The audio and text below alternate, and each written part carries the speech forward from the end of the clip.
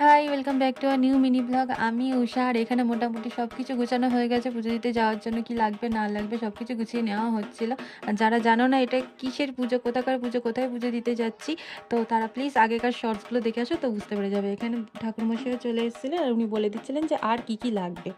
আর আমি রেডি হওয়ার সময় অ্যাজ ইউজুয়াল যে প্রবলেমটা সবসময় আমার সাথে হয় সেটাই হয়েছে। আমি দু চোখের আইল্যান্ডে ঠিক করে পড়তে পারিনি। তো এটা নিয়ে আমি একটা বড় সমস্যায় পড়ে গিয়েছিলাম। আর সেই সমস্যার সমাধান করতে করতে এই যে আমি ফাইনালি রেডি হয়ে গিয়েছি। আজকের লুকটা ছিল আমার অনেকটা এইরকম। এখন প্রায় সবাই রেডি হয়ে গিয়েছে। আর এই যে আমার মা যে শাড়িটা পরেছে না, সেটা কিন্তু আমিই বায়না করে পরিয়েছি। মা সাদা শাড়ি পরতে কিন্তু অতটা ভালোই বাসে না। যেহেতু আমি বলেছিলাম মা তোমাকে শাড়িটা পরতে হবে, তো মা পরেছে। আর ওই যে পাশে আমার দিদি, তখন যে পুচকুটাকে দেখছিলে, এটা তারই মা। আর এই যে আমার ছোটো মামা, এনাকে না কোনো কাজে হার মানানো যাবে না। মানে জুতো সেলাই থেকে চণ্ডীপাঠ বলে না, উনি সব কাজে পারদর্শী। তো এবার আমরা বেরোচ্ছি মন্দিরের উদ্দেশ্যে। বাকিটা তোমরা দেখতে পাবে নেক্সট মিনি ব্লগে।